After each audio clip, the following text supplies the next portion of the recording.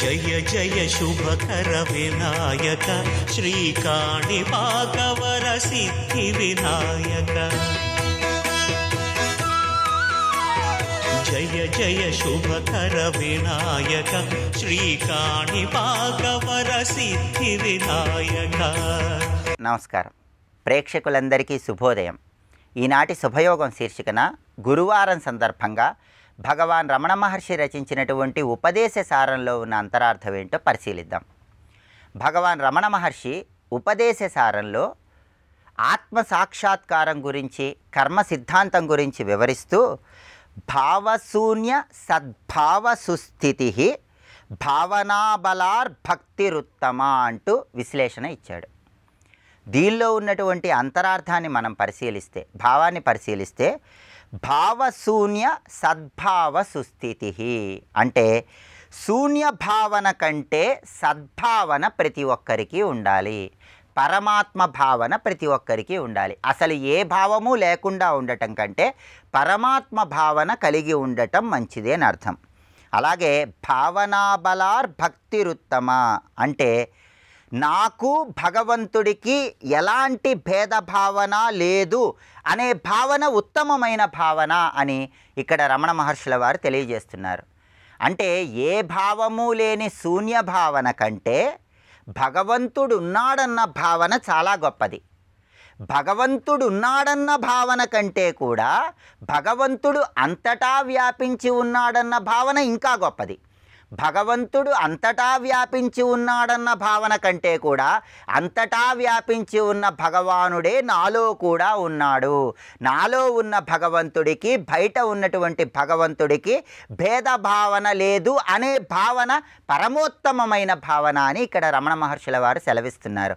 అంటే సాక్షాత్తు ఆత్మస్వరూపమే పరమాత్మస్వరూపము అనే అభేద భావన తెచ్చుకోవాలని, దాన్ని ప్రతి ఒక్కరూ పొందాలని ఇక్కడ రమణ మహర్షుల వారు తెలియజేస్తున్నారు. దీన్నే మనకి వేదాలలో 4 ప్రమాణ వాక్యాలతో చెప్పారు. ఆ 4 ప్రమాణ వాక్యాలు మనం పరిశీలిస్తే అహం బ్రహ్మాస్మి, అయం ఆత్మా బ్రహ్మ, సోహం తత్వమసి, ఈ 4 ప్రధానంగా వేద ప్రమాణమైనటువంటి వాక్యాలు. అహం బ్రహ్మాస్మి అంటే నేనే బ్రహ్మను, నేనే ఆత్మస్వరూపాన్ని. తత్వమసి, తత్వం అసి, అది నువ్వై ఉన్నావు, అది అంటే ఆత్మ, నేను ఆత్మని అనే భావన పొందటం. సోహం స అహం, నేనే దేవుడు, నేనే ఆత్మని, నేనే భగవంతుణ్ణి అని దీనిలో ఉన్న అర్థం. అయం ఆత్మా బ్రహ్మ, ఆత్మే సాక్షాత్తు పరమాత్మ స్వరూపం.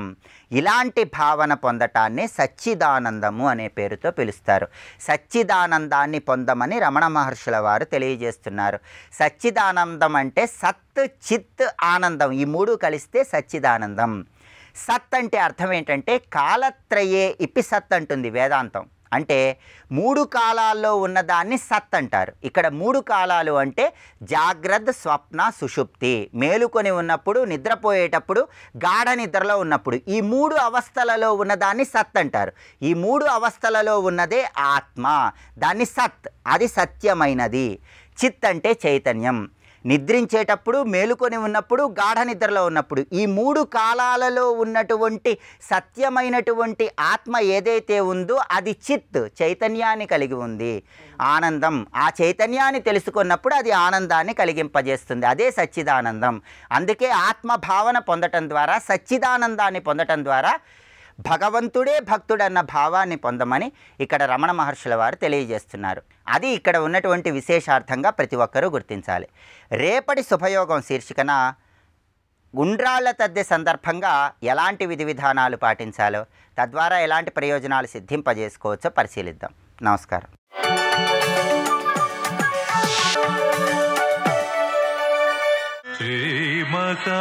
గణపతిం మనసా స్మరామి, మహాగణపతిం మనసా స్మరామి, వసిష్ఠవామదేవాదివందిత మహాగణపతిం మనసా స్మరామి.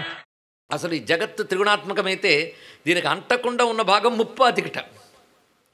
ఆ ముప్పాతికైనది పావులో కూడా వ్యాపించున్నది కదా, ఇలా తెలుసుకున్నాడు. అయితే ఈ జగత్తంతా పంచభూతాత్మకం కదా.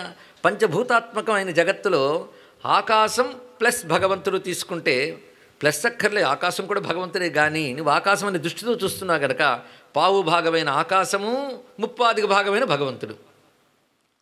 అలాగా ఆకాశమునందు ముప్పాదిక భాగమైన భగవంతుడిని ఉపాసించు అన్నాడు ఇక్కడ. ఆకాశాన్ని కాదు, ఆకాశమునందున్న పరమాత్మని. ఆకాశోపాసన అంటే ఆకాశాన్ని ఉపాసించడం కాదు, ఆకాశమునందున్న పరమాత్మను ఉపాసించుట. అప్పుడు ఆకాశం పోలేదు, ఆకాశము మనకు కనబడుతుంది కనుక దాన్ని పోగొట్టుకోవడం ఎందుకు? దానితో పాటు భగవంతుణ్ణి, దానిలో భగవంతుణ్ణి ముందు పట్టుకుంటే తర్వాత భగవంతుడిని పట్టి దాన్ని వదిలేస్తాం తర్వాత. ఇలా చూసినప్పుడు ఆకాశము ప్లస్ 3/4 ఆయన భగవంతుడు, వాయువు 3/4 అయిన భగవంతుడు. ఇలా లెక్క కడితే ఆకాశంలో ముప్పాతిక భాగమైన భగవత్తత్వాన్ని కలిపి చూస్తే అది శక్తి ఉపాసన. ఆకాశం ఆదిజననీం శరణం ప్రపద్యే అన్నారు ఇక్కడ. అలాగే వాయుతత్వంలో ముప్పాతికైన భగవత్తత్వాన్ని కలిపి నువ్వు చూస్తే ప్రాణావా వరుద్రాహ అన్నట్లుగా అది శివోపాసన అవుతూ ఉన్నది అన్నాడు ఇక్కడ. అలా అగ్నియందు నువ్వు ఆ ముప్పాతిక భాగమైన భగవత్తత్వాన్ని, అంటే పావు భాగం అగ్ని, ముప్పాతిక భాగం భగవంతుడు కలిపి చూడు. అలా చూస్తే అగ్నితత్వమునందు భగవత్తత్వం కలిపి చేస్తే సూర్యోపాసన అవుతున్నది ఇక్కడ అన్నాడు ఇక్కడ. అలాగే జలతత్వమునందు ఆ ముప్పాతిక భాగాన్ని కలిపి చూడు. నారాయణ ఆపో వై నారాయణ, ఆపో నారా ఇతి ప్రోక్త అని చెప్పినట్లుగా నారాయణ. మరి పృథ్వీతత్వం ఉంది. ఈ పృథ్వీతత్వం వచ్చినప్పటికల్లా ఎంత సమన్వయం చూడండి, కొంచెం ఆలోచించాలి. పైపు తోరనాడడానికి పైపైన చూడొచ్చు, తూచి తెలుసుకోవాలంటే ఆలోచించాలి ఇక్కడ. ఇప్పుడు పృథ్వీతత్వం వచ్చేటప్పటికల్లా గణపతి. యోగపరంగా అన్వయించండి. మనలో ఉన్న 6 చక్రాల్లో ప్రధానంగా పృథ్వీ స్థానం మూలాధారం. ఆ మూలాధారానికి అధిపతి ఎవడు? గణపతి. కానీ పృథ్వీతత్వం గణపతి. ఇందులో రహస్యం ఏంటంటే భూమికి వచ్చేటప్పటికల్లా ఏ భూతాన్ని ఒక్కటి మనం గ్రహించలేం, అది కూడా తెలుసుకోవాలి. ఆకాశం ఆకాశంగా గ్రహించలేం, జలం జలంగా గ్రహించలేం. దానిలో మిగిలిన భూతాలు కలిసి ఉంటేనే ఆ భూతం అందుతుందిట. అప్పుడు ఏమవుతుందంటే ఆ ప్రధాన భూతం ఉంటూ మిగిలిన భూతాలు అల్ప ప్రమాణాలు ఉంటే ఇది దీని పంచీకరణ విద్య చాలా ఉంది. సృష్టి నిర్మాణం అంత ఉందండి విజ్ఞానం మనకి. ఇంత విజ్ఞానం అర్థమైతే మన దేవతలు అర్థమవుతారు. అంత విజ్ఞానం అర్థమైతే కానీ అర్థం కాని దేవతా విజ్ఞానం కలిగింది సనాతన ధర్మం. ఇది తెలుసుకోండి. మొత్తానికి పంచభూతత్వం తెలిసే కదా. ఇప్పుడు ఈ పంచభూతాలు మనకి ఏది కావాలి? అన్నీ కావాలి కదా. అసలు మనం ఉన్నది, మనలో ఉన్నది పంచభూతాలే, ఇంకోటి లేదు. కానీ పంచభూతానికి పరిచయమైన వస్తువే. ఈ పంచభూతాల్లో భగవత్ తత్వాన్ని నిరంతరం అనుసంధానం చేసుకోవడం కోసమని ఈ పంచతత్వముల యందు వ్యాపించినటువంటి పరమేశ్వరుని ఉపాసించడానికి పంచదేవతారాధన అనేది తీసుకువచ్చారు. తద్వారా నీ శరీరంలో ఉన్న ఈ పంచప్రకృతి ఈశ్వరమయంగా నీకు దర్శనమిస్తుంది. సృష్టిలో ఉన్నటువంటి పంచప్రకృతి నీకు ఈశ్వర స్వరూపంగా దర్శనమిస్తుంది. ఎప్పుడైతే ఆ విధంగా తెలిసిందో పంచతత్వముల యందు వ్యాపించిన ఈశ్వరుడు ఈ పంచతత్వములతో నిన్ను అనుగ్రహిస్తూనే ఉంటాడు. చివరికి నీ భక్తిని అనుసరించి గ్రహించి ముక్తిని కూడా ఇస్తాడు. ఇది పంచాయతనంలో ఉన్నటువంటి ఆంతర్యం. ఇంత లోతైన భావంతో మనకి ఋషులు అనుగ్రహించారు. అయితే తెలుసుకుని చేస్తామని కాదు, చేస్తూ తెలుసుకోవచ్చు ఇది ఇక్కడ. కనుక ఇవన్నీ చేసుకున్నాక అప్పుడు ప్రారంభిస్తామండి పంచాయతనం అని కాదు. హిందూ మతంలో పుట్టిన అందరూ కూడా పంచాయతనారాధన చేయవచ్చు. వారి వారి పద్ధతుల్లో 5 చిత్రపటాలు పద్ధతిలో పెట్టుకోవచ్చు, లేదా 5 మూర్తులు పెట్టుకోవచ్చు. వారి శాస్త్రం, వారి నియమం ఎంతవరకు అనుమతిస్తుందో అంతవరకు ప్రతివారు కూడా హిందూ మతంలో ఉన్న పంచాయతన తత్వాన్ని బాగా అర్థం చేసుకోవాలి. ఉపాసనకు వచ్చేటప్పటికల్లా పంచదేవతారాధన ఉంటుంది. జ్ఞానానికి వెళ్ళేటప్పుడు ఒకటే బ్రహ్మము. ఉపాసనలో వచ్చేటప్పటికి మాత్రము పంచాయతనమే. ఈ పంచాయతన తత్వం అందుకే ప్రారంభంలోనే దాన్ని చెప్పాడు మహానుభావుడు. శివే విష్ణువుచ శక్తోచ సూర్యేమయి నరాధిప. ఒక భూతములో మిగిలిన భూతముల యొక్క లక్షణాలు కనిపిస్తే కానీ ఆ భూతం మనకు అందుబాటులోకి రాదు. అలా చూస్తే పైన 4 భూతముల యొక్క కలయిక పూర్ణంగా కలిసి ఉంటుంది పృథ్వీ యందు. కానీ పృథ్వీతత్వస్వరూపుడైన గణపతి యందు మిగిలినటువంటి 4 తత్వములు కలిసిపోయేలేదా? అందుకే ఆయన పూర్ణతత్వముగా మనకు కనబడుతుంది. దానికి ఉదాహరణగా గణపతి రూపాలు చాలా చెప్పచ్చు, కానీ మనకున్న మహాగణపతి చాలండి ఇక్కడ. అందుకే ఆయన 10 చేతులు దేనికి సంకేతమయ్యా అంటే పంచతత్వాలు, పంచతత్వంలోని మిథున శక్తి 10 చేతులుగా కనబడుతూ ఆ మహానుభావుడు దర్శనమిస్తున్నాడు. అందుకే పంచభూతాత్మకమైన జగత్తంతా కంఠం క్రింద చూపిస్తూ పట్టుకున్నాడు. పంచభూతాత్మ జగత్తుని నియంత్రిస్తున్నాను అని చెప్తూ మనకు గోచరిస్తున్నాడు. ఇందులో మనం 5 దేవతల్ని ఆయనలోనే దర్శించి ఒక్కసారి నమస్కారం చేసుకుందాం. యా అభేద బుద్ధి యోగ సమ్యగ్యోగో మతో మమ. ఒక అద్భుతమైన మాట శాస్త్రంలో ఉంటుంది, అభేద దర్శనం జ్ఞానం. ఈ మాట ఎప్పుడు గుర్తుపెట్టుకోవాలండి. అభేద దర్శనమే జ్ఞానం.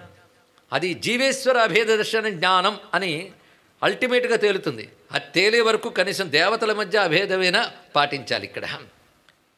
అహమేవ జగద్యస్మాత్, ఇక్కడ మొదలు పెడుతున్నాడు. ఈ సర్వ జగత్తు నా నుంచే కలిగినది, నా నుంచే పాలన జరుగుతున్నది, నాలోనే లయమవుతున్నది. ఇది ఇప్పుడు చెప్పబోతున్న వాక్యం. అచ్చంగా పరమాత్మ అంటే ఏమిటి అనే దానికి అద్భుతమైన నిర్వచనం ఇది ఒకటే, మరొకటి కాదు. యతోవా ఇమాని భూతాని జాయంతే, మన అనేక మార్లు చెప్పుకున్నాం. ఇక్కడ అదే ప్రారంభిస్తున్నాడు. అహమేవ జగద్యస్మాత్ సృజామి పాలయామి చ. ఇది విన్నప్పుడు ఏమండి, కృష్ణ పరమాత్మ గీతలో అంటాడు, నన్ను మించి మరొక వస్తువు లేదు, మత్త సర్వం, నా నుంచే సర్వం కలిగింది, మత్త పరతరం నాస్తి యత్కించిదస్తి ధనంజయ మయి సర్వమిదం ప్రోతం సూత్రే మణిగణాయవ అన్నాడు ఆయన. ఎవరు? కృష్ణుడు. ఇప్పుడు ఈయనేమంటున్నాడు? అహమేవా, అహమేవా అని ప్రారంభించడం చాలా విశేషం. ఆత్మావా ఇదమగ్ర ఆసీత్ అని ఉపనిషత్ వాక్యం. అది సృష్టి అంతా ఏర్పడక ముందు ఉన్నది ఆత్మవస్తువు. అదేదో అహం, నేను మాత్రమే. అహమేవ జగత్, నేనే జగత్ రూపముగా వ్యక్తమవుతున్నాను. ఈ జగత్తు యస్మాత్ సృజామి, దేని నుంచి జగత్తు కలుగుతున్నది అది నేను. జగద్యస్మాత్ సృజామి పాలయామి చ కృత్వా నానావిధం వేషం సంహరామి స్వలీలయా. ఈ సృష్టి స్థితి లయలతో కూడిన జగత్తుని సృష్టించి స్థితి కల్పించి లయం చేస్తున్నది ఎవరో, ఎవరి నుంచి కలిగి ఎవరి నుంచి పెరిగి ఎవరి యందు లీనమవుతున్నది అది నేనే అన్నాడు ఇక్కడ. ఏమంటే అక్కడేమో కృష్ణుట్ట, ఇక్కడ ఇంట. ఇంకో చోటు శివుడు గీత తీయండి, నేనే మొత్తం చేస్తున్నాను, నేనే బ్రహ్మని, నేనే విష్ణువుని, నేనే రుద్రుని అంటారు. అజ్ఞానులు ఏమనుకుంటారంటే భిన్న భిన్నములుగా చెప్తున్నా అనుకుంటారు. అది ముందే పోగొట్టేశాడు ఒక్క శ్లోకంలో ఆయన. ఆ శ్లోకం చెప్తున్నాడు ఇక్కడ. అంటే అహం అని చెప్పబడుతున్న బ్రహ్మము ఏదైతే ఉన్నదో ఆ బ్రహ్మమే శివ విష్ణు శక్త్యాది రూపములతో ఉన్నది అనే అభేద దృష్టి ముందు తెలుసుకో అని ముందు శ్లోకంలో చెప్పి ఇది చెప్పడంలో ఎంత అందముందో పరిశీలించాలి.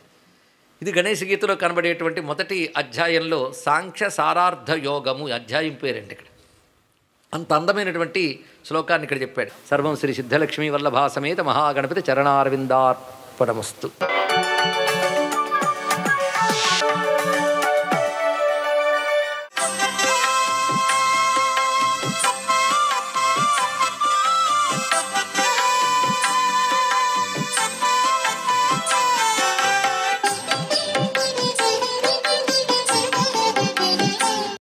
ఓం నమో నారాయణాయ, ఓం నమశివాయ, శ్రీమాత్రే నమః.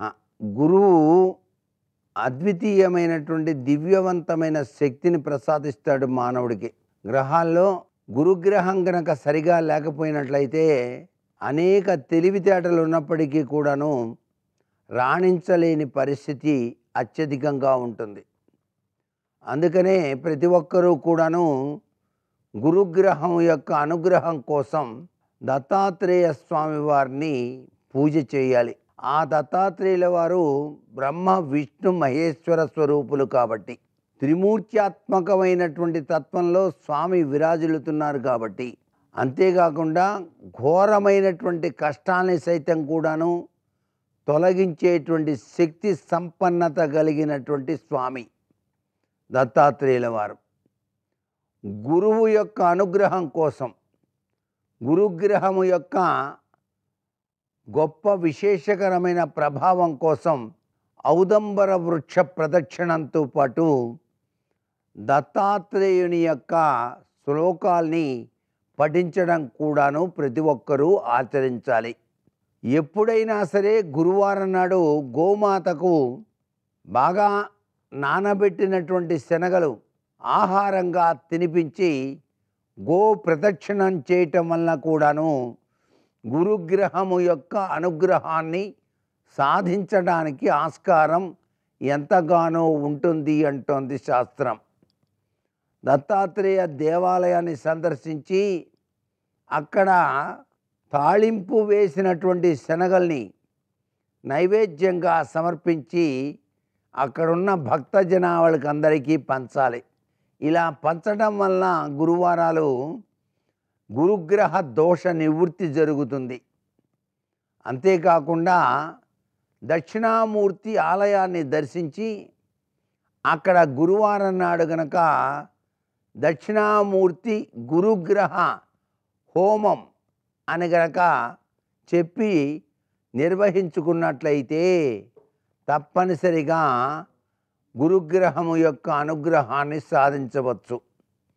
విద్యలో రాణించాలన్నా, ఉద్యోగంలో అత్యున్నతమైనటువంటి స్థాయిని పొందాలన్నా, కుటుంబ సఖ్యతా స్వరూపాలు విరాజిల్లాలన్నా, అనేక రంగాల్లో విజయాన్ని పొందాలన్నా గురువు యొక్క అనుగ్రహం తప్పనిసరిగా ఉండాలి. కాబట్టే గురువారం నాడు ప్రతి ఒక్కరూ కూడాను ఈ విధి విధానాన్ని పాటించాలి. సర్వే జనా సుఖినో భవంతు.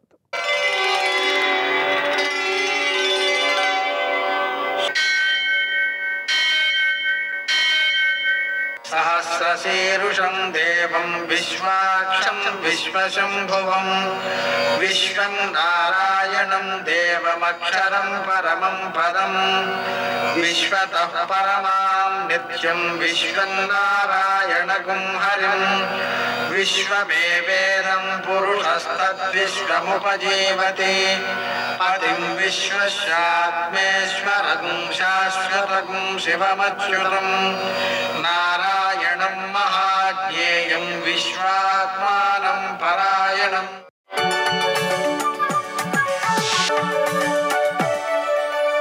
సూర్యశౌర్యమథేందురింద్రపదవీ సన్మంగళం మంగళం. నమస్తే భగవన్ దేవదత్తాత్రేయ జగత్ప్రభో సర్వబాధా ప్రశమనం కురు శాంతిం ప్రయచ్చమే. నేటి కాలమాన విశేషాలను గమనిద్దాం. స్వస్తి శ్రీ చాంద్రమాన క్రోధినామ సంవత్సరం దక్షిణాయనం వర్ష ఋతువు భాద్రపద మాసం కృష్ణపక్షం గురువారం. సూర్యోదయం 6:08 సూర్యాస్తమయం 6:12 తిథి విధియ రాత్రి 12:41 వరకు. నక్షత్రం ఉత్తరాభాద్ర ఉదయం 8:04 వరకు. తరువాత రేవతి తెల్లవారుజామున 5:14 వరకు. వర్జం సాయంకాలం 6:39 నుంచి 8:04 వరకు. దుర్ముహూర్తం ఉదయం 10:09 నుంచి 10:58 వరకు. మరల మధ్యాహ్నం 2:59 నుంచి 3:47 వరకు. అమృతకాలం రాత్రి 3:07 నుంచి 4:32 వరకు. రాహుకాలం గురువారం కాబట్టి మధ్యాహ్నం 1:30 నుంచి 3 గంటల వరకు. అష్టకవర్గ రీత్యా శుభప్రదమైన సమయం ఉదయం 7:10 నేటి విశేషం గురువారం అశూన్య శయన వ్రతం. గురువారం కావడం వలన దత్తాత్రేయ స్వామి ఆరాధన చేయడం, ఆలయానికి వెళ్ళడం, పూజించడం, శనగలతో తయారు చేసినటువంటి లేదా శనగపిండితో తయారు చేసినటువంటి పిండి వంటలు ఇంట్లోనే తయారు చేసి వాటిని నివేదన చేయడం, వాటిని ప్రసాదాలుగా ఆలయంలో పంచిపెట్టడం, ఇవన్నీ కూడా గురుగ్రహ అనుగ్రహాన్ని ఇవ్వడంతో పాటు దత్తాత్రేయ అనుగ్రహాన్ని ఇస్తాయి. దత్తాత్రేయ అనుగ్రహం వలన మనం ప్రకృతి శక్తులలో ఉత్తమమైనటువంటి దాన్ని స్వీకరిస్తూ ఉండడం, ప్రకృతిలో జరుగుతున్నటువంటి ఘటనల నుంచే జ్ఞానాన్ని సముపార్జించడం అలవడుతుంది. జ్ఞానం వలన మాత్రమే కైవల్యం సిద్ధిస్తుంది. జ్ఞానాదేవతు కైవల్యం అని. ఈ అశూన్య శయన వ్రతం సందర్భంగా మంచంపై లక్ష్మీనారాయణ ప్రతిమలుంచి పూజించి కార్తీక బహుళ విధి నాడు దాన్ని దానం చేస్తారన్నమాట లక్ష్మీనారాయణ ప్రతిమలతో సహా. దీనివలన భార్యాభర్తలు ఇద్దరూ ఆరోగ్యంగా కలిసిమెలిసి అన్యోన్యంగా ఉంటారు. నేటి ఆణిముత్యాలు.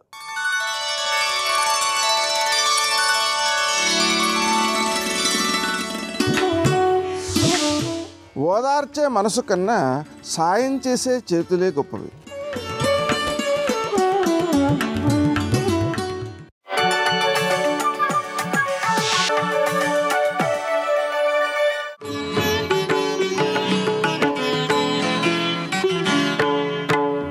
ఆది పూజకు స్వామివి నీవే, ఆదరించు మా దైవము నీవే. తాతగారికి మనవడంటే ముద్దు, మేనమామకి మేనల్లుడంటే ముద్దు. ఆ రెండు ముద్దులు చాలా ప్రీతిగా ఉంటాయట. లోకంలో సహజమైన ప్రేమ, నిష్కాపట్యంగా పరమ ప్రేమగా ఉంటుందిట. అందుకని ఒక రోజున మేనమామ గారింటికి వెళ్ళాడు విఘ్నేశ్వరుడు. అమ్మ మామయ్య ఇంటికి వెళ్ళొస్తానన్నాడు. వెళ్ళాడు. శ్రీకాంతో మాతులు యస్య అని అదో శ్లోకం చిత్రంగా. మేనమామ గారింటికి వెళ్ళి ఆడుకుంటున్నాడు. ఆడుకుంటుంటే ఏదో శ్రీ మహావిష్ణువు సుదర్శన చక్రం తీసి అక్కడ ఇట్టారు. పిల్లాడు కదో అటు ఇటు చూశాడు. ఏదో బాగుందని తొండంతో తీసుకుని నోట్లో పడేసుకున్నాడు, మింగేశాడు. మరి గజస్వరూపం కదా, అది కూడా మామూలు గజం కాదు, బ్రహ్మాండమైన ఏనుగు స్వరూపం. నోట్లో పడేసుకుని మింగేశాడు. ఇంతలో ఏదో ఆపద వచ్చింది, రాక్షసులు వచ్చారు దేవలోకం మీదకి, వాళ్ళ మీద యుద్ధం చేయాలి, చేతిలో సుదర్శన చక్రం కావాలి. ఏది ఇక్కడ పెట్టాను సుదర్శన చక్రం, ఏది ఇక్కడ పెట్టాను అంటున్నాడు ఆయన. అటు ఇటు తిరిగి విఘ్నేశ్వరుడు అన్నాడు, మామయ్య మామయ్య ఇక్కడ ఉంది చక్రం లాంటిది, ఏదో జిలేబీలో అదేనా అన్నాడు. అవును, నోట్లో పడేసుకున్నాను. అయ్యో అదేమిటది చక్రం రా ఇయ్యి అన్నాడు. ఏం చెప్పినా ఇవ్వడు, నవ్వుతున్నాడు.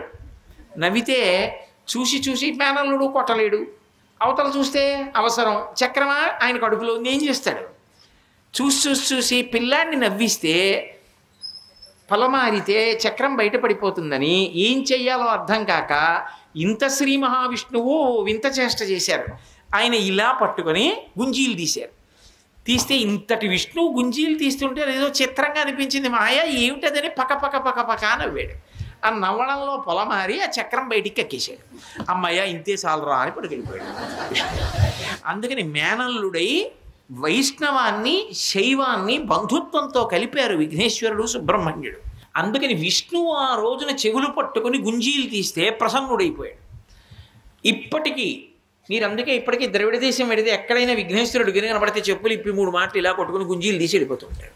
కాబట్టి ఆయనంత సులభుడు లోకంలో లేడు. మీరు ఎప్పుడు చూడండి పిల్లవాడిగానే సాధిస్తాడన్ని, పెద్దవాడిగా సాధించడు. కొన్ని తప్ప మిగిలినవన్నీ కూడా విఘ్నేశ్వరుడి యొక్క సాధితములు అన్నీ కూడా పిల్లవాడిగా సాధిస్తాడు తప్ప పెద్ద రూపంతో సాధించడు ఆయన. అందుకే సదాబాల రూప శంకరాచార్యుల వారు ఒక్క మాట అంటే అంత రహస్యం ఉంటుంది. ఒకప్పుడు రావణాసురుడు ఆత్మలింగాన్ని తీసుకెళ్ళిపోతున్నాడు. ఎలా? అది లంకాపట్టణానికి వెళ్ళిపోతే దుర్భేద్యం అయిపోతుంది, లంకను ఎవరు ఆక్రమించలేరు, ఇంకా రాక్షస బలం పెరిగిపోతుంది. వెళ్ళకూడదు ఆత్మలింగం. వెళ్ళకూడదంటే ఆయన ఏం చేశాడంటే గోకర్ణం దాకా వెళ్ళిన తర్వాత సంధ్యావందనం చేసుకోవాల్సి వచ్చింది. సాయంకాలం అవుతాం. శివలింగాన్ని కింద పెట్టకూడదు. ఎలా? అటు ఇటు చూశాడు, పిల్లవాడి రూపంలో కనపడ్డాడు విఘ్నేశ్వరుడు. ఒరే నేను ఇప్పుడే వెళ్ళి అలా స్నానం చేసి అర్ఘ్యం ఇచ్చి వస్తాను, కొంచెం శివలింగం పట్టుకో అన్నాడు. అలాగే పట్టుకుంటాను, కానీ ఇది శివలింగం అంటున్నారు, ఒకవేళ ఇది బరువుగా అనిపిస్తే నాకు పట్టుకోలేకపోతే కింద పెట్టకూడదు అంటున్నారు. కింద పెట్టక పట్టుకోను లేక నేనేమైపోను, 3 మాటలు పిలుస్తాను మీరు వచ్చేస్తేనే సరే, లేకపోతే కింద పెట్టేస్తానండి. 3 మాటలు పిలిచే లోపల రాలేకపోతానా అనుకుని ఆయన వెళ్ళాడు. పాపం సంకల్పం చెప్పుకుని మంత్రంతో అర్ఘ్యం తీసిస్తున్నాడు. ఇలా తీశాడు. మొదటి మాట రావణ అన్నాడు. అయ్యి బాబోయ్ పిలిచేస్తాడేమో అని గబగబా ఇలా వదిలేయకూడదు, దానికి ఒక పద్ధతి ఉంటుంది, క్రమంలో వదలాలి. అప్పటికి వస్తున్నానని వెనక్కి తిరిగి చూస్తూ మధ్యలో మాట్లాడకూడదు అర్ఘ్యం ఇస్తున్నప్పుడు. అందుకని వెనక్కి తిరిగి చూస్తూ వస్తున్నానని సంజ్ఞ చేస్తూ అర్ఘ్యం ఇచ్చే లోపల రావణ రావణ రావణ అని భూమి మీద పెట్టేశాడు. పాప ఆయన ఎంత పరిగెత్తేస్తూ వస్తే మాత్రం ఉపయోగమే ఉంది? ఆ ఆత్మలింగం గోకర్ణంలో ఉండిపోయి పిల్లవాడి రూపంలోనే పరమశివుని యొక్క ఆత్మలింగం భారతదేశం దాటకుండా గోకర్ణంలోనే ఉంచినటువంటి మహానుభావుడు విఘ్నేశ్వరుడు పిల్లవాడిగా సాధించాడు. సర్వం శ్రీ ఉమామహేశ్వర పరబ్రహ్మార్పణమస్తు. స్వస్తి.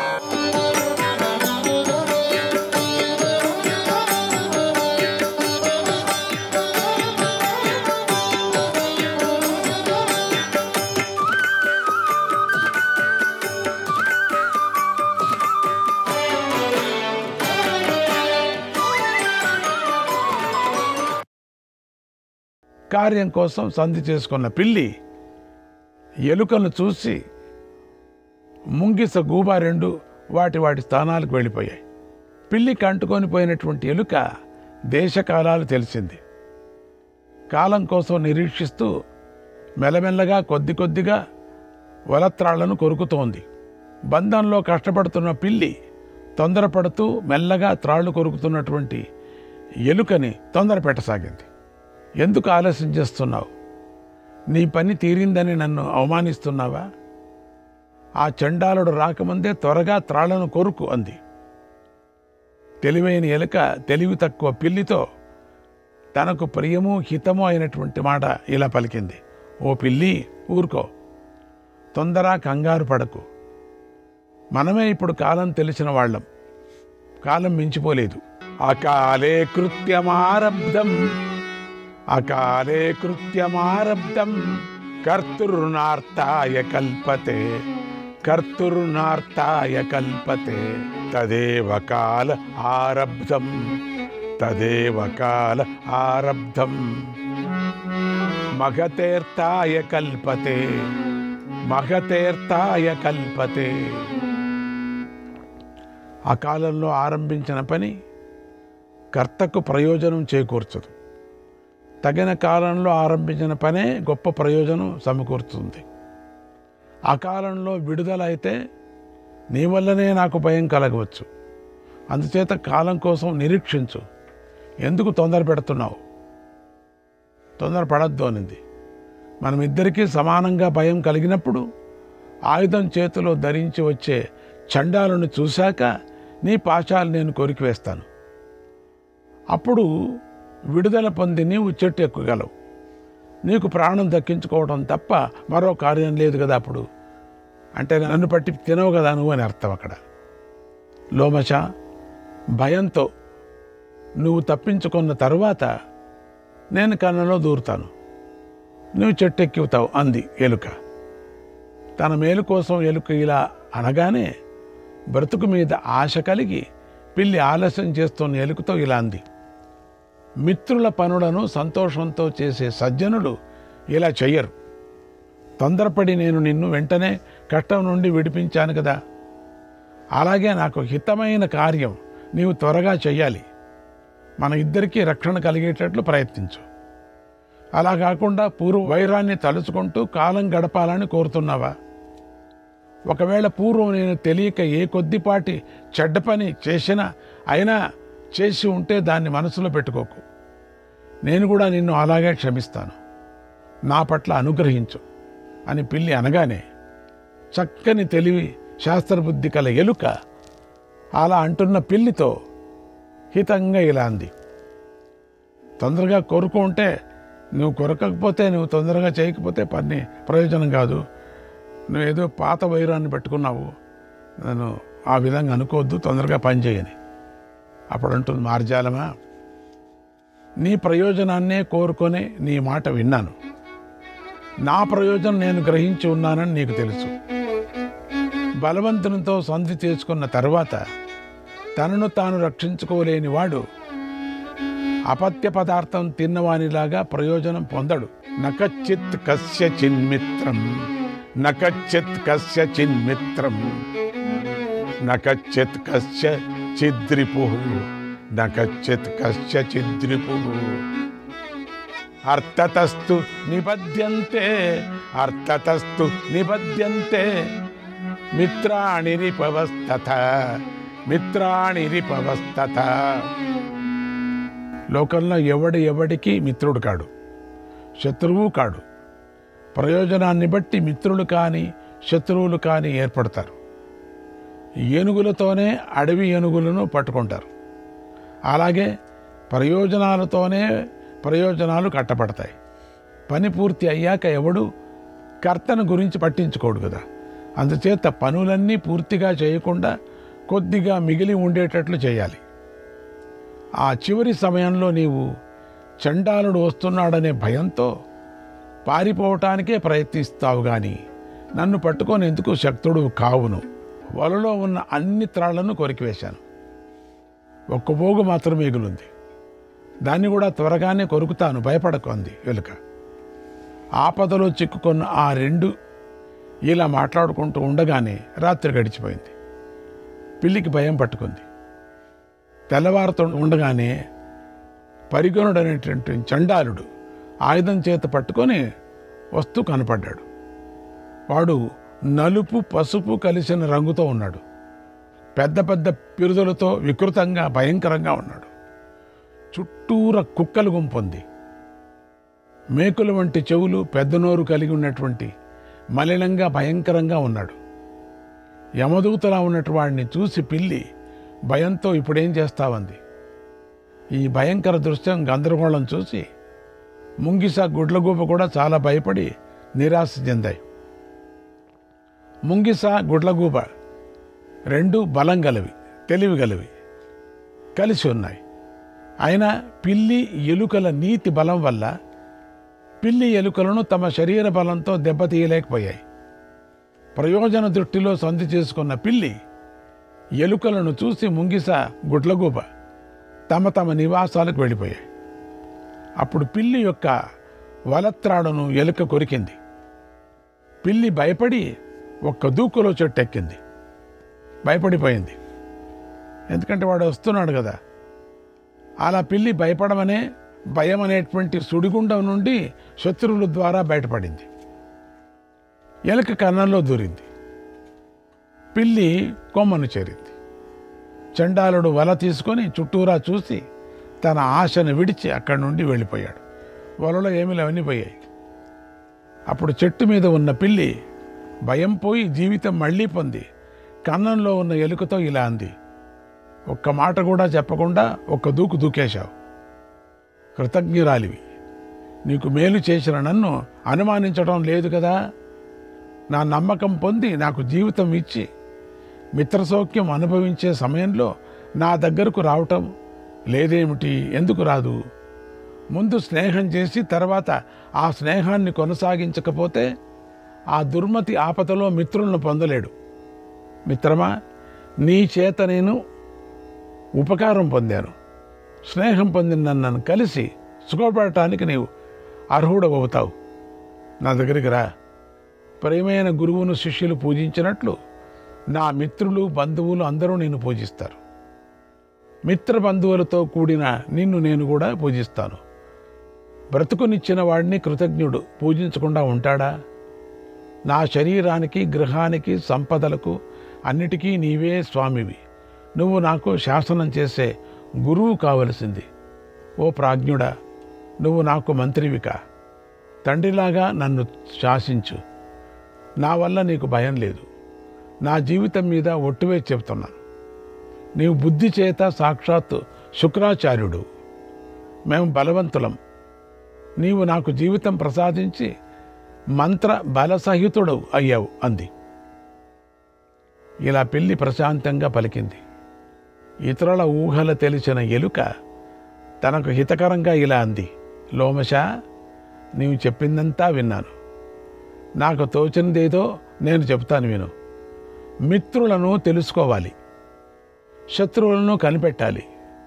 ఈ లోకంలో ప్రజా సహితులకు బాగా సూక్ష్మమైన అంశం ఇది. శత్రు రూపంలో మిత్రులు ఉంటారు, మిత్ర రూపంలో శత్రువులు ఉంటారు. కామక్రోధాలకు వశమైన వారు కలిసి ఉన్నా తెలియరు. శత్రువు అని ఎవడూ ఉండడు, అలాగే మిత్రుడు ఉండడు. ప్రయోజనాన్ని బట్టి మిత్రులు శత్రువులు ఏర్పడతారు. బ్రతికి ఉండగా తన ప్రయోజనాన్ని చూసేవాడు, చనిపోయాక బాధపడేవాడు తనకు మిత్రుడు. అది కూడా ఈ భావం వ్యతిరేకం కాకుండా ఉండేంతవరకే బాగుంది. స్థిరమైన మైత్రి కానీ స్థిరమైన శత్రుత్వం కానీ ఉండవు. ప్రయోజనాన్ని బట్టి మిత్రులు శత్రువులు ఏర్పడతారు. కొంతకాలం అయ్యేసరికి మిత్రుడు శత్రువు కావచ్చు, శత్రువు మిత్రుడు కావచ్చు. ఇందులో స్వార్థమే బలవత్తరం. ప్రయోజనం తెలుసుకోకుండా ప్రీతి మీదనే మనసుంచి మిత్రులను నమ్మేవాడికి, శత్రువులను నమ్మని వాడికి మిత్రుల మీద కానీ శత్రువుల మీద కానీ మనసు మారవచ్చు. నమ్మరాని వారిని నమ్మకూడదు, నమ్మదగిన వారిని మితిమీరి నమ్మకూడదు. నమ్మకం వలన భయం పుట్టి మూలఛేదం చేస్తుంది. తండ్రి, తల్లి, కొడుకు, మేనమామల, మేనల్లుళ్ళు, ఇంకా ఇతరమైన చుట్టాలు అందరూ ప్రయోజనాన్ని బట్టే స్నేహితులవుతారు. ఇష్టుడైన పతితుడైన కొడుకును తల్లిదండ్రులు కూడా వదిలిపెడుతున్నారు కదా. లోకం తనను రక్షిస్తుంది. చూడు, స్వార్థం యొక్క శ్రేష్టత ఎంతటిదో బాగా తెలుస్తుంది కదా నీకు. లోమశ, ఆపద తొలగి తర్వాత మన ఇద్దరికీ నిష్కృతి సమానమే. ఇక్కడే నీవు నిస్సంశయమైనటువంటి సుఖోపాయాలతో శత్రువును వెదుకుతూ ఉంటావు కదా. ఇక్కడే నీవు చెట్టు దిగి వచ్చి ఇంతకుముందు నిన్న పన్నిన వలను చపలత్వంతోనే కదా తెలుసుకోలేకపోయావు. చపలుడు తనను తానే ఉపయోగపడాడు. నాకోసరం కదా కిందికి వచ్చావు నువ్వు. వల పని నీకేం తెలుసు? వల్ల పడ్డావు. ఇక ఇతరులు ఎలా ఉపయోగపడతాడు? అందుచేత చపలుడు నిస్సంశయంగా అన్ని పనులను చెడగొడతాడు. అంటే నువ్వు చపలుడు. నేను నీకు ప్రియమైన వాడినని తీయగా ఇప్పుడు మాట్లాడుతున్నావు. మిత్రమా, దాని కారణమంతా వివరంగా చెప్తాను విను. ఏదో ఒక కారణం చేతనే ఒకడికొకడు ప్రియుడు కానీ ద్వేషింపదగిన వాడు కానీ అవుతాడు కదా. ఒక పని మీద అవుతారు ఇద్దరు, లేక అట్లా లేక ఇట్లా. ఈ జీవలోకమంతా ప్రయోజనాన్నే కోరుతుంది, అంతేగాని ఎవడికి సహజంగా ఇష్టడు కాడు ఎప్పటికీ కూడా. ఒకే తల్లికి పుట్టిన అన్నదమ్ములకు కానీ దంపతులకు కానీ ఒకరి పట్ల మరొకరికి ఉండే సఖ్యం కూడా ఇటువంటిదే. వాళ్ళ స్వార్థం కోసం వాళ్ళ దగ్గర చేరుతున్నారు. కారణం లేని ప్రీతి నాకెక్కడ ఈ లోకంలో కనిపించలేదు. కారణం లేనటువంటి ప్రీతి కష్టం, దొరకదు. ఒకవేళ సోదరులకు కోపం వచ్చినా, భార్యకు కోపం వచ్చినా, స్వభావం వల్ల ఆ సోదరుడు భార్య మళ్ళీ ప్రీతి పొందవచ్చునేమో కానీ ఇతరుడు అట్లా ప్రీతిని పొందడు. ఒకడు దానం చేత ప్రియుడు కావచ్చు, ఇంకోడు ప్రియంగా మాట్లాడితే ప్రియుడు కూడా కావచ్చు, మరొకడు మంత్రహోమ జపాదులతో ప్రియుడు కావచ్చు. కానీ మానవుడు ప్రయోజనం వల్లనే ప్రీతి పొందుతాడు. మన ఇద్దరికీ ఒక కారణం వల్ల ప్రీతి ఏర్పడింది, మరో కారణంలో మొదటి కారణ స్థానం నశిస్తుంది కూడా. దానితో పూర్వ ప్రీతి సహజంగానే మళ్ళుతుంది.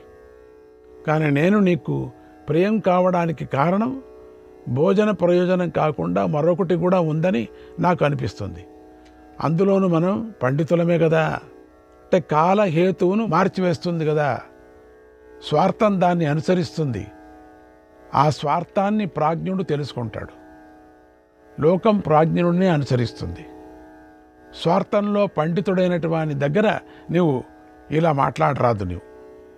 నీవు సమర్థుడివే, అయినా కాలం కలిసి రాక నాతో స్నేహం చేశావు. అసలు కారణం ఇది అంది. అందుచేత నా ప్రయోజనం మీద నేను నిలుస్తాను. సంధి విగ్రహం ఈ రెండిటిలోనూ స్థిరంగా ఉంటాను. కొంతమంది మేఘాలలాగా క్షణక్షణము రూపాలు మార్చేస్తూ ఉంటారు. ఇందాక నాకు నీవు శత్రువు, ఇప్పుడు మళ్ళీ స్నేహితుడవు, మళ్ళీ కొద్దిసేపట్లో శత్రువు అవుతావు. పూర్వం ఉన్నటువంటి కారణం బట్టి అది ఉన్నంతకాలం మనకు మైత్రి ఏర్పడింది కదా. ఆ కాలం, ఆ ఆపద పోయేసరికి ఆ మైత్రి కూడా పోతుంది. ఆ సమయం పోయింది కదా, మనకి ఇంకెక్కడ మైత్రి. నీవు నాకు జాతి చేత శత్రువు, ప్రయోజనం వల్ల మిత్రుడయ్యావు. ఆ పని తీరిన తర్వాత సహజమైన శత్రుత్వమే ఉంటుంది కదా. ఇలా పుట్టిన శాస్త్రాల తత్వం తెలిసి నేను మళ్ళీ నీ కోసం వలలో ఎందుకు పడతాను చెప్పు. నేను నీ శక్తితో విడుదలయ్యాను, నీవు నా శక్తితో విడుదలయ్యావు. అన్యోన్య సహాయం అయిపోయింది. మళ్ళీ మన కలయిక ఉండదు కదా. నీ ప్రయోజనం నీవు పొందావు, నా ప్రయోజనం నేను పొందాను. ఇక నీకు నాతో పని ఏముంది? మింగడం తప్ప. నన్ను తినేస్తావు నువ్వు, నేను అన్నాన్ని, నీవు భోక్తావు, అంతే. నేను బలహీనురాలిని, నీవు బలవంతుడు. ఇద్దరి బలాలు సమానం కానప్పుడు మనకు సంధి ఎలా అవుతుంది? సమయానికి అయింది, అయిపోయింది.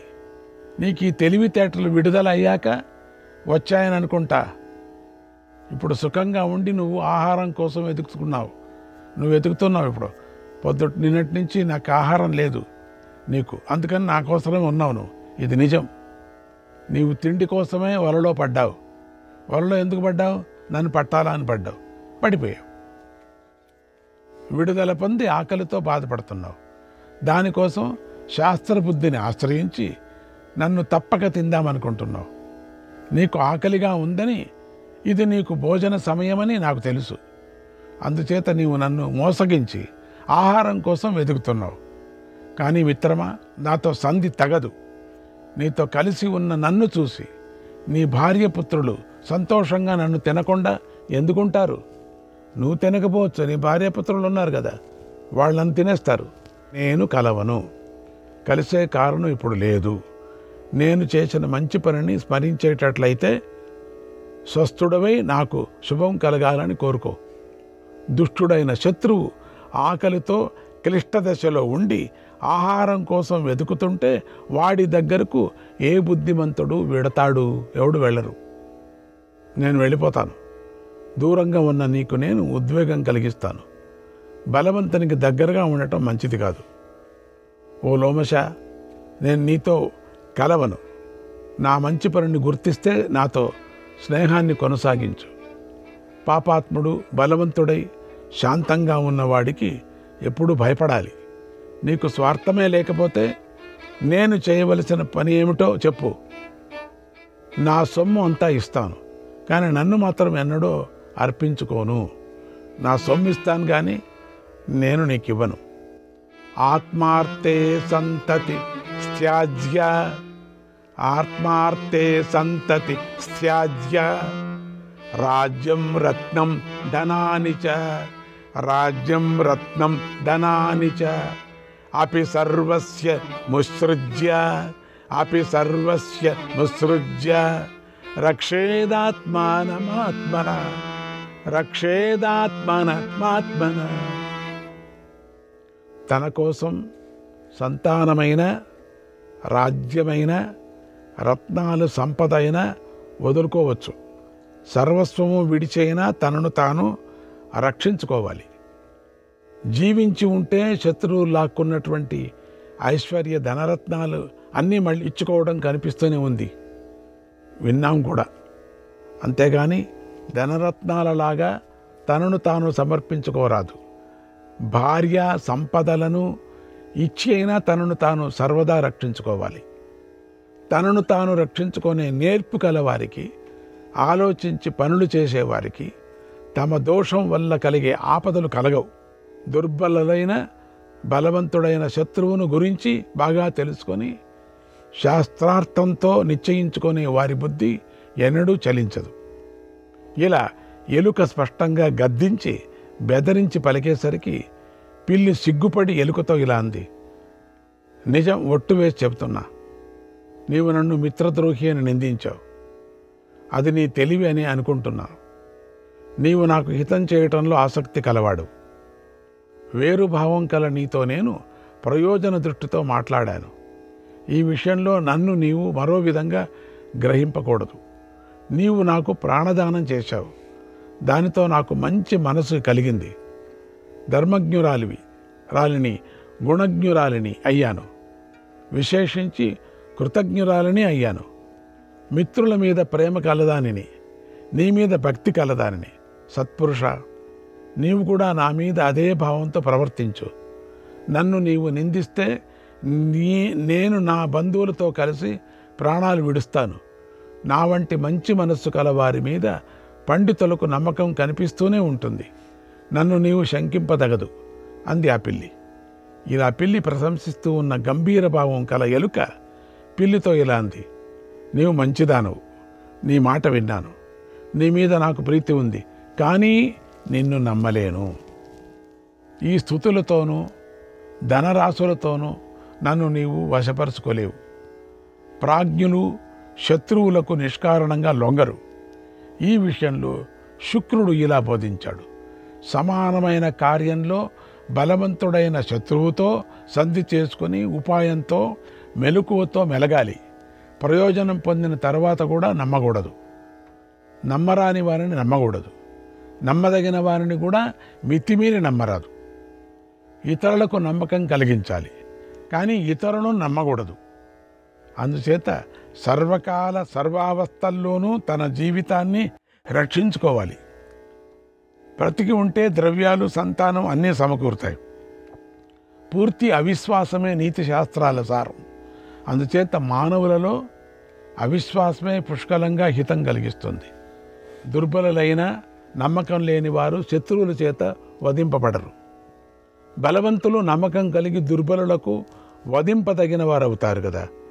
ఓ మార్జాలమా, నన్ను నేను మీ వంటి వారి నుండి సదా రక్షించుకోవాలి. నన్ను జాతి చేతనే పాపాలు చేసే చండాలం నుండి నిన్ను కాపాడుకో అంది. శ్రీకృష్ణాయ పరమాత్మనే నమః.